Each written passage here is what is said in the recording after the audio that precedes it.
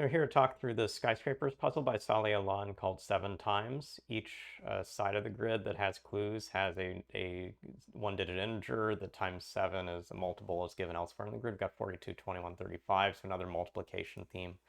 Kind of like the shape Sudoku we had as our Sunday Stumper recently. I'm going to start from the skyscraper clues where a 1 clue and a 6 clue are both easy. So 1, 2, 3, 4, 5, 6 is a series, and the tallest building in front of this one. The next most important clues to sometimes look at are these 5s. We've got just enough space for that 6 to be the last building seen, so we have to have an increasing series working this way. And we've got a 4 up here. This will have to be a 3. It's going to work us down to 3, 2, 1, and a 4, 5 in this cell. This 5 needs to have its 6 building in one of these, and with the 6 down below, that's got to put a 6 here. We'd only get a 5 in one of these cells.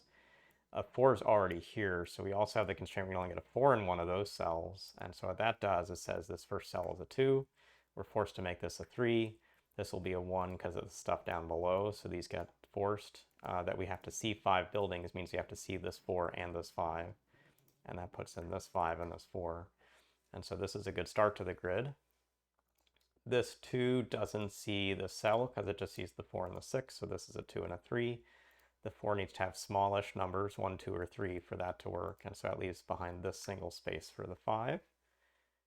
How are we going to make this 4 work in general? Well, it might help to look at some of the columns that we're dealing with here, and one of them is actually this column probably. So 1, 2, and 6 are the only values left, and one of the first things to ask is what does it mean for this cell to maybe be 1, 2, or 6? Well, it can't be a 6 because that's too close to the 4. And the next thing you'll see, this 1 or 2 is always hidden by this 2 or 3. So how do we get 4 visible buildings in this row? It could be this one, this one, this one, and this one, where this would have to be a 6 because there's already the largest building here in the last column. And so if that is a requirement, this is a 6. This will be 2, 3, 3, 4, 4, 5, or it's actually forced to be a 5 at this stage of the puzzle, and that would make all these buildings be seen. That looks fine. We still have 2 more 6s to place, and they have to go in these cells, but the 3 clue down below is going to force it to be in this far cell and this near cell. That's going to move this to just have 1, 2 as options. This is 1, 3, and 4, but let's actually look at this 3 clue on the right. This can't be a 1 or 2 bounded by below, and this could be 3 and 4 and 6, but the 5's already in the group, so it has to be 3 and 4 and 6. And that means we have 1 and 2 to finish the row. Another 1 comes up here.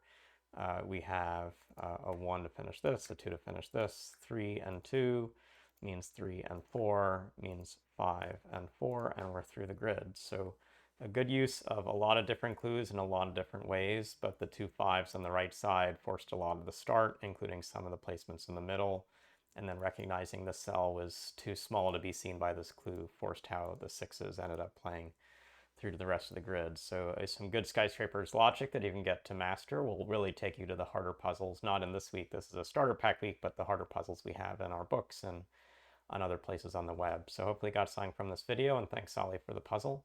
We'll see you again soon.